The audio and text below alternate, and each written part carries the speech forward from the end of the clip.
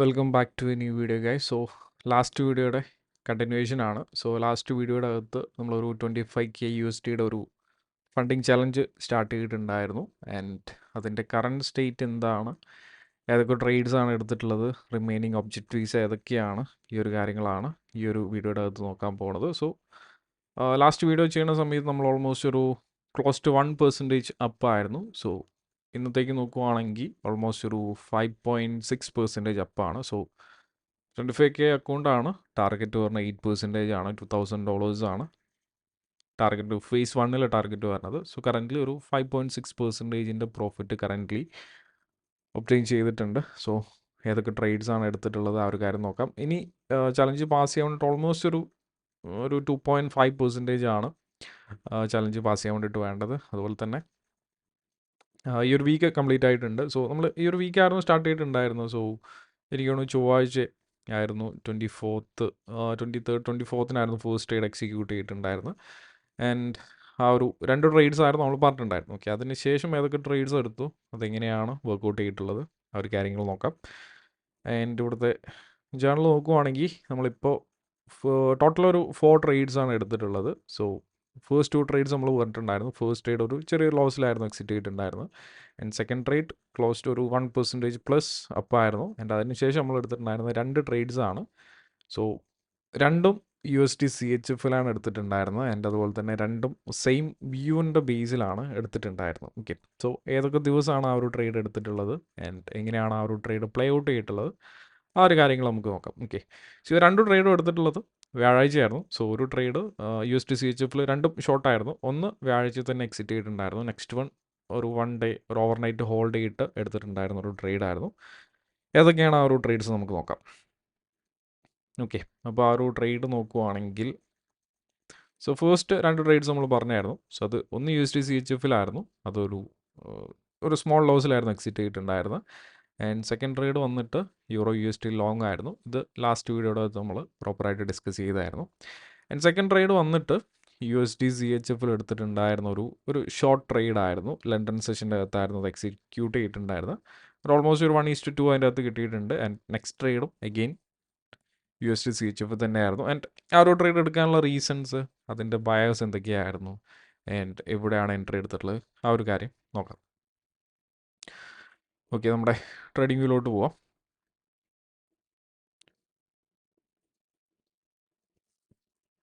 Okay, trading വ്യൂലോട്ട് പോവുകയാണെങ്കിൽ 2 ട്രേഡും ഞാൻ നേരത്തെ പറഞ്ഞ പോലെ USD CHFലായിരുന്നു എടുത്തിട്ടുണ്ടായിരുന്നത്. ഓക്കെ, ഡ്രോയിങ്സ് ഒക്കെ ഒന്ന് ഡിലീറ്റ് ചെയ്യാം.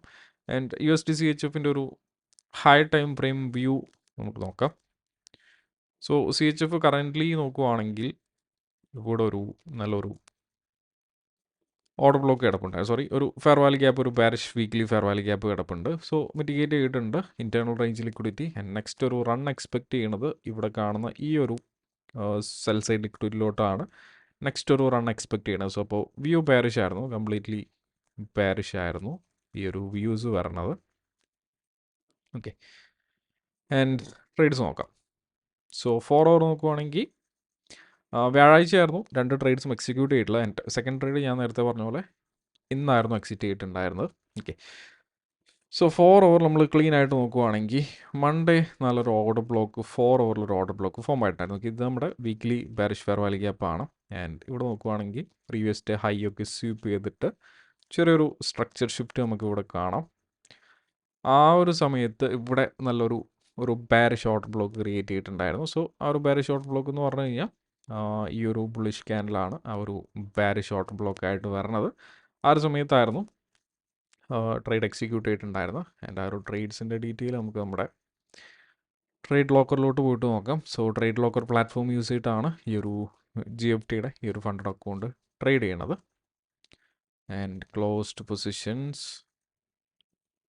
USD CHF. ഓക്കെ, ഈ ഒരു 2 ട്രേഡ്സ് ഇതായിരുന്നു ഫസ്റ്റ് ട്രേഡ് വന്നിട്ടുണ്ടായിരുന്നു. നോക്കാം.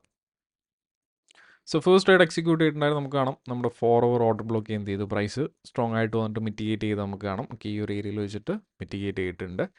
ആൻഡ് ആ ഒരു സമയത്ത് ലണ്ടൻ സെഷൻ്റെ അകത്ത് വെച്ചിട്ടായിരുന്നു ആ ഒരു ഫസ്റ്റ് ട്രേഡ് നമുക്ക് കിട്ടിയിട്ടുണ്ടായിരുന്നു. അതൊരു ക്ലീൻ സെറ്റപ്പ് ആയിരുന്നു. ഓക്കെ, ആ ഒരു സെറ്റപ്പ് വന്നിട്ട് നമുക്കിവിടെ കാണാം. ഓക്കെ, ഈ ഒരു ഏരിയ നോക്കുവാണെങ്കിൽ ഇത് ഏഷ്യയുടെ ഹൈ ആയിരുന്നു. സോ വ്യാഴാഴ്ച ഏഷ്യയുടെ ഹൈ പ്രൈസ് എന്ത് ചെയ്തു?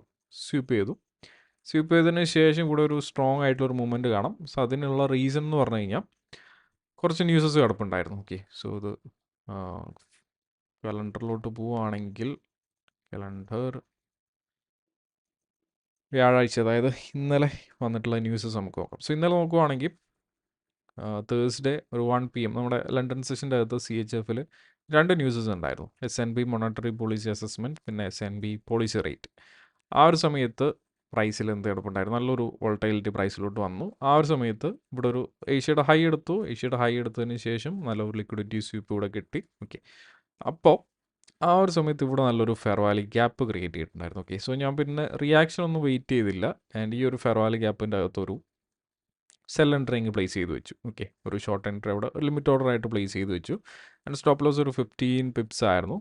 ആൻഡ് ആ ഒരു എൻട്രി വന്നിട്ട് ഇവിടെ കാണാൻ പറ്റണം, ഈ ഒരു എൻട്രി ആണ്. അതായത് ഇതാണ് നമ്മുടെ ആ ഒരു സെൽ എൻട്രി വരുന്നത്. So entry price 0.85019, 85019. ഓക്കെ, ഇവിടെ ആയിരുന്നു എൻട്രി വന്നിട്ടുള്ളത്. ആൻഡ് സ്റ്റോപ്പ് ലോസ് വന്നിട്ട് ഒരു 15 pips ആയിരുന്നു ഞാൻ നേരത്തെ പറഞ്ഞിട്ടുള്ള പോലെ. ആൻഡ് അത് എക്സിറ്റ് 1:2 എക്സിറ്റ് ചെയ്തിട്ടുണ്ടായിരുന്നു. സോ എക്സിറ്റ് ചെയ്ത പ്രൈസ് എന്ന് പറഞ്ഞു കഴിഞ്ഞാൽ എൻട്രി പ്രൈസ് ഇസൽ exit time exit price 0.84704, 84704.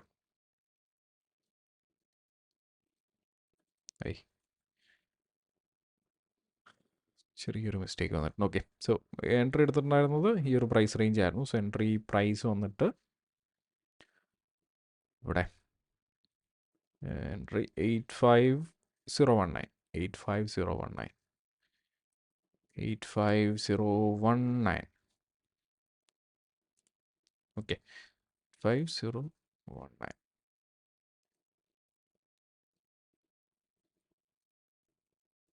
Okay, കാരണം നമ്മുടെ സ്റ്റോപ്പ് ലെവൽ പ്രോഫിറ്റ് ലെവൽ വന്നിട്ട് എക്സിറ്റ് ചെയ്ത പ്രൈസ് 84704, 84704.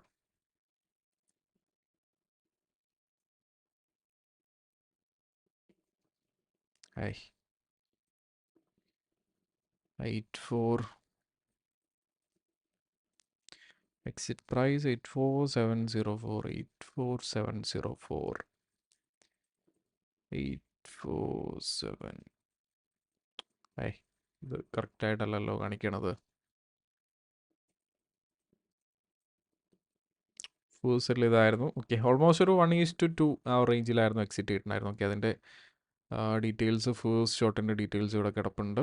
എക്സിറ്റ് പ്രൈസ് 84704,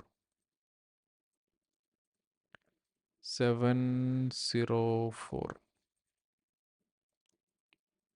ഓക്കെ, ഈ ഒരു റേഞ്ചിൽ വന്നിട്ട് 84704. ഓക്കെ, ഇവിടെ ആയിരുന്നു എക്സിറ്റ് ചെയ്തിട്ടുണ്ടായിരുന്നത്.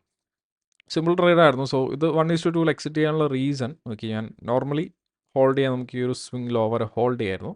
ബട്ട് അത് ഹോൾഡ് ചെയ്യാതിരിക്കാനുള്ള റീസൺ എന്ന് പറഞ്ഞു കഴിഞ്ഞാൽ അന്ന് ആ ഒരു ദിവസം തന്നെ, അത് തേഴ്സ്ഡേ തന്നെ 6 PM USDയിലെ GDP ന്യൂസ് ഉണ്ടായിരുന്നു. അതുപോലെ തന്നെ 6:50 ജെറോം പവലിൻ്റെ സ്പീച്ച് ഉണ്ടായിരുന്നു. അതുകൊണ്ട് ഒരു ക്വിക്ക് 1:2 എക്സിറ്റ് ചെയ്യാനുള്ള ആ ഒരു കണ്ടീഷൻ്റെ അകത്താണ് കയറിയിട്ടുണ്ടായിരുന്നത്. സോ ഓവർ റിസ്ക് എടുക്കാനുള്ളൊരു താല്പര്യം ഉണ്ടായിരുന്നില്ല. അതുകൊണ്ട് 1:2 എത്തിയപ്പോൾ എക്സിറ്റ് ചെയ്തു.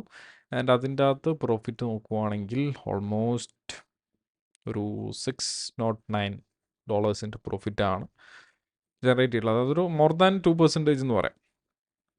ഓക്കെ, അതായിരുന്നു ഫേസ്റ്റ് ട്രേഡ് വന്നിട്ടുണ്ടായിരുന്നത്. ഈ ഒരു ട്രേഡ് ഓൾമോസ്റ്റ് ഒരു 1:2 അല്ല, ഒരു 2.2 പ്ലസ് കിട്ടിയിട്ടുണ്ട്. ഓക്കെ, അതായിരുന്നു ഈ ഒരു ട്രേഡ് വന്നിട്ട് ഫേസ്റ്റ് ട്രേഡ്. സെക്കൻഡ് ട്രേഡും ഇതിൻ്റെ ഒരു കണ്ടിന്യൂവേഷൻ തന്നെയായിരുന്നു. സോ സെക്കൻഡ് ട്രേഡ് എടുക്കാനുള്ള റീസൺ ഞാൻ പറയാം. ഓക്കെ, സോ സെയിം ഏരിയ നമ്മൾ നോക്കുവാണെങ്കിൽ ഇവിടെ നമുക്ക് മാർക്കറ്റ് സ്ട്രക്ചർ ഷിഫ്റ്റ് കിട്ടി. ആ ഒരു സമയത്ത് ക്രിയേറ്റ് ചെയ്തിട്ടൊരു ഓർഡർ ബ്ലോക്ക് ആയിരുന്നു. ഓക്കെ, സോ ബൈസൈഡ് ലിക്വിഡിറ്റി സ്വീപ്പ് ചെയ്തിട്ടുള്ള ലാസ്റ്റ് ബുള്ളിഷ് ക്യാൻഡിൽ ഇതായിരുന്നു. ആ ഒരു സമയത്ത് ക്രിയേറ്റ് ചെയ്തിട്ടുള്ള ഒരു ബുള്ളിഷ് ക്യാൻഡിലായിരുന്നു ഈ ഒരു ക്യാൻഡിൽ വന്നിട്ട്. സോ നമ്മുടെ ഒരു ബാരി ഷോർട്ട് ബ്ലോക്ക് ആണ്. Okay, 15 minute bearish short block.